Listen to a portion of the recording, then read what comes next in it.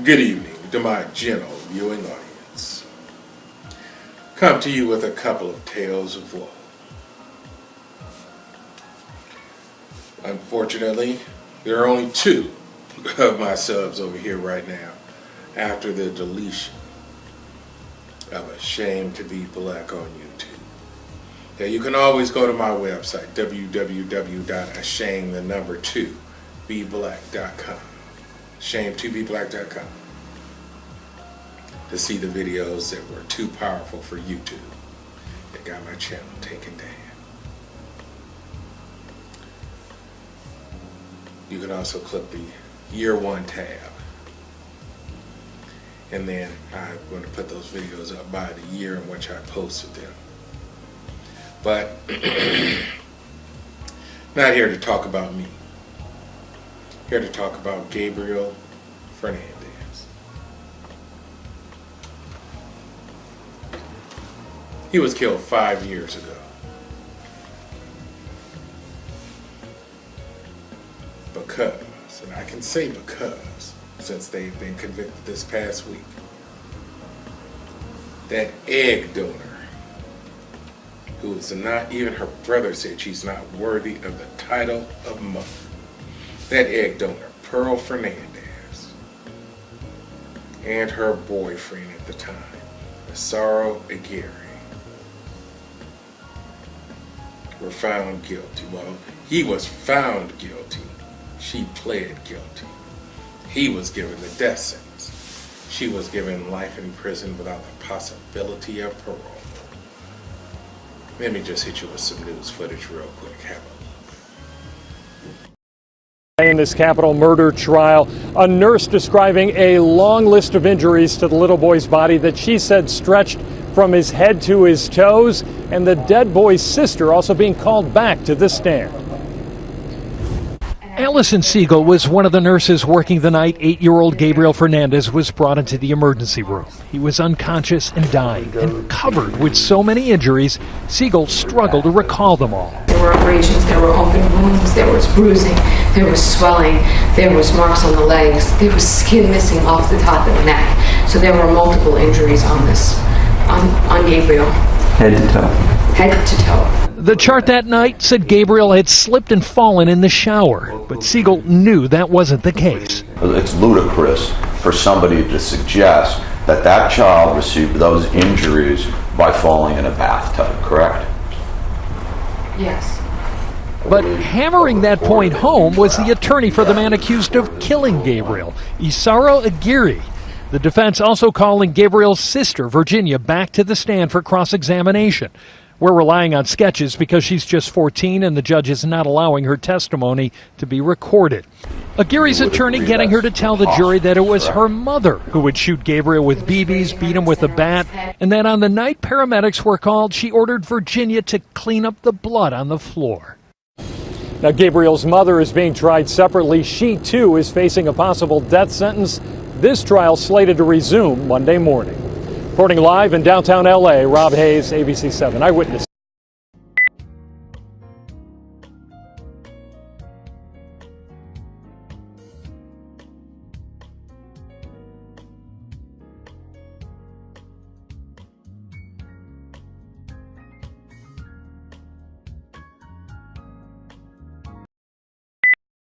A case that has been 5 years in the making, and the punishments were handed down today. And we're going to start with something that the judge said he decided to address the defendants, something he said he has done very few times in his more than 20 years behind the bench. It goes without saying that the conduct was horrendous, inhumane, and nothing short of evil. Judge George Lamelli addressing the defendants before handing down their sentences. Gabriel Fernandez will spend the rest of her life in prison without the possibility of parole. And her boyfriend, Aguirre, was sentenced to death for the murder and torture of Pearl's 8-year-old son, Gabriel. Gabriel was found unconscious in his Palmdale home in May of 2013. He would die 2 days later after being brutally tortured. The case has led to massive social welfare reforms after prosecutors alleged 4 social workers made 6 welfare checks on Gabriel, and nothing was reported. Those workers have pleaded not guilty and are awaiting trial. Also in court today were victim impact statements. Among those to speak was Gabriel's first grade teacher, Jennifer Garcia, who testified that Gabriel alerted her to his abuse. For the last 5 years, Gabriel has been number 28 in my classroom. I don't assign number 28 to another student because I feel it is only his number now. And it's a way for me to honor him in my classroom.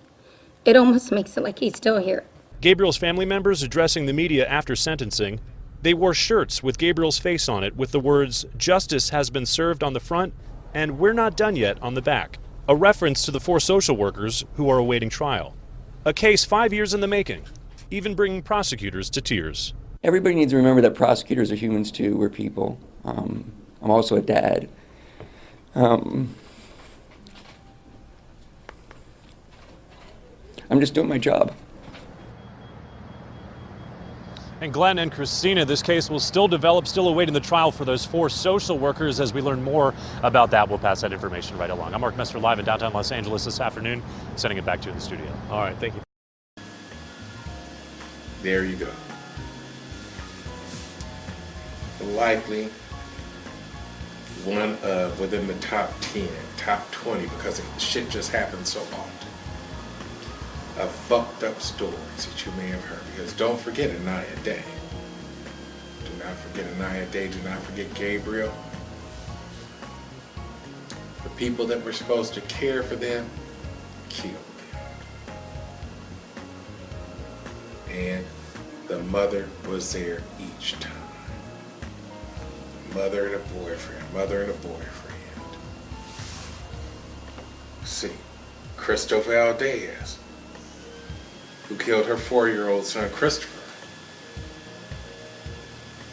Mother, and actually I believe that was Christopher's father. In one of those cases, yes, his father. I'm sorry, the sperm donor, Cesar Ruiz.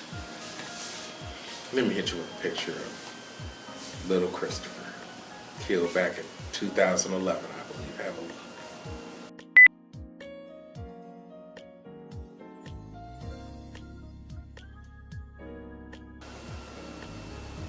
There you go. And let's have a look at the people who are supposed to be protecting Christopher above all else. Have a look.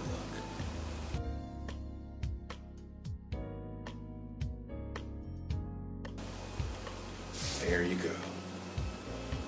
I'm sorry. Did I just show you a piece of shit? My bad. Let me try again.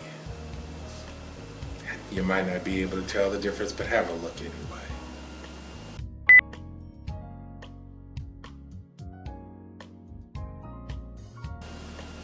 There. This shit just seems to happen too often.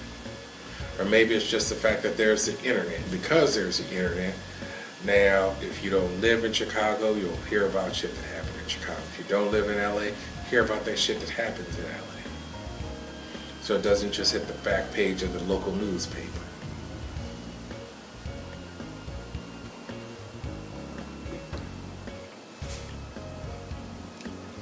Gabriel's injuries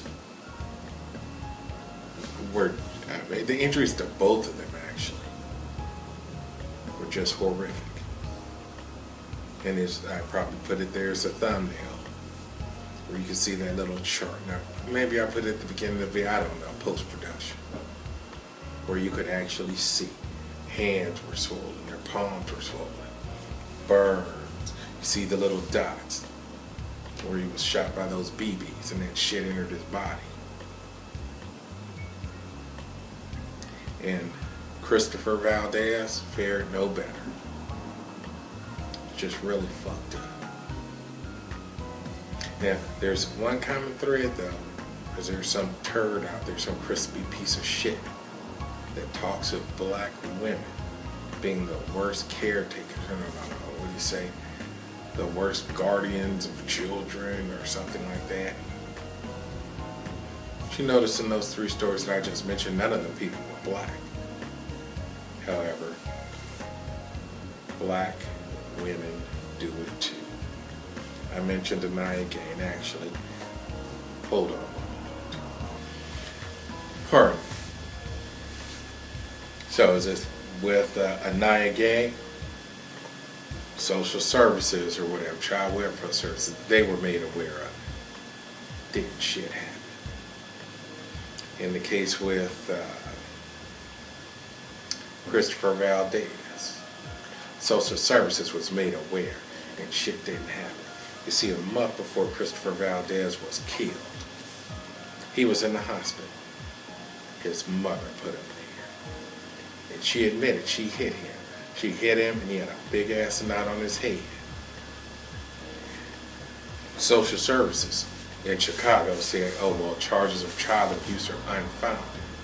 Though she did plead to domestic violence. So you pled to domestic violence which against your child. And then they put the child right back in the home. Yet I haven't heard anything about a worker being charged. At least in the case of Gabriel Fernandez. As they say it on those shirts, the work is not done. We are not done yet. As 4 workers face charges, and at this point I don't know what those charges are. But hopefully they carry jail time. Because I think it's time that these social service workers who allow children to stay in harm's way pay the price when harm comes to those children. Maybe at that point they'll start taking their jobs more serious. That's it, that's all, General Viewer. No one wants to talk about this shit or even really think about it for too long. But I guess we as the public, in whatever city, state, county that we live in, need to do something to affect changes in the rules as it relates to holding those social workers responsible for those children they're supposed to be looking over when a complaint comes in. Said that's all, General Viewer. Fuck it, I can't do this shit no more right now.